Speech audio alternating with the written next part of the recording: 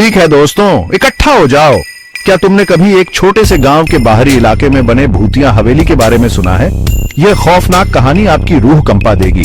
तो चलो शुरू करते हैं। पुराने जमाने में एक पुरानी हवेली थी जो बरसों से वीरान पड़ी थी। गांव वाले रात में उसकी दीवारों में घूमती बेचैन आत्मा के बारे में फुसफुसाते थे। हवेली के पास से गुजरने से भी उनकी रूह कांप जाती थी। एक रात कॉलेज के 4 दोस्त राहुल, सीमा, विक्रम और अंजलि ने हवेली का पता लगाने का फैसला किया।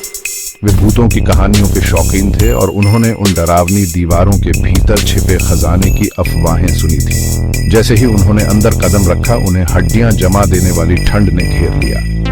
हवेली अंधेरे और सन्नाटे में डूबी हुई थी। उन्होंने अपनी टॉर्च जलाई और सावधानी से आगे बढ़े। दीवारें टूट रही थीं और फर्श पर धूल की एक मोटी परत जमी हुई थी। वे एक बड़े हॉल में पहुंचे जहां दीवार पर एक पुराना चित्र लटका हुआ था। पेंटिंग में एक खूबसूरत महिला दिखाई दे रही थी। राहुल ने इसे ध्यान से देखा और कहा, यही वह महिला है जिसके बारे में लोग कहते हैं कि यह हवेली में भटकती है। अचानक हॉल में एक धीमी आवाज गूंजी, वहां कौन है? दहशत फैल गई। उन्होंने अपनी टॉर्च इधर उधर घुमाई लेकिन कोई नहीं दिखा। वे दरवाजे की तरफ भागे लेकिन पाया कि वह अपने आप बंद हो गया था। वे फंस गए थे। फिर उन्होंने उसे देखा। महिला की आत्मा सफेद कपड़ों में, उसके चेहरे पर एक उदास भाव था। तुम यहाँ क्यों हो? उसने पूछा। सीमा ने हिम्मत जुटाकर जवाब दिया, हम खजाने की तलाश में हैं। खजाना? आत्मा ने आह भरी।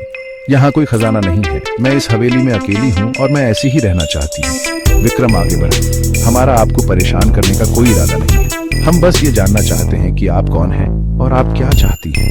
आत्मा ने अपनी कहानी शुरू की। मेरा नाम माया है। मैं इस हवेली की मालकिन थी।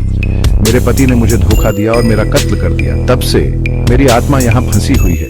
अंजलि उसकी कहानी से द्रवित होकर बोली, हमें माफ करना। हमें नहीं पता था कि आपने इतना दर्द सहा है। माया का दिल पसीज गया। तुम्हारा कोई बुरा इरादा नहीं है। मैं तुम्हें माफ करती हूँ, लेकिन कृपया इस जगह को छोड़ दो। मैं अकेली रहना चाहती हूँ। राहुल ने सिर हिलाया। हम वादा करते हैं कि हम कभी वापस नहीं आएंगे। इसके साथ ही माया ने दरवाजा खोल दिया। दोस्त जल्दी से बाहर निकल गए, फिर कभी वापस नहीं आए। वे माया की कहानी अपने साथ ले गए, एक याद दिलाते हुए कि हर भूतिया कहानी के पीछे एक दुखद कहानी होती है। और बस यही है दोस्तों, याद रखें, कभी कभी सबसे डरावनी कहानियां असली दर्द और पीड़ा में निहित होती हैं।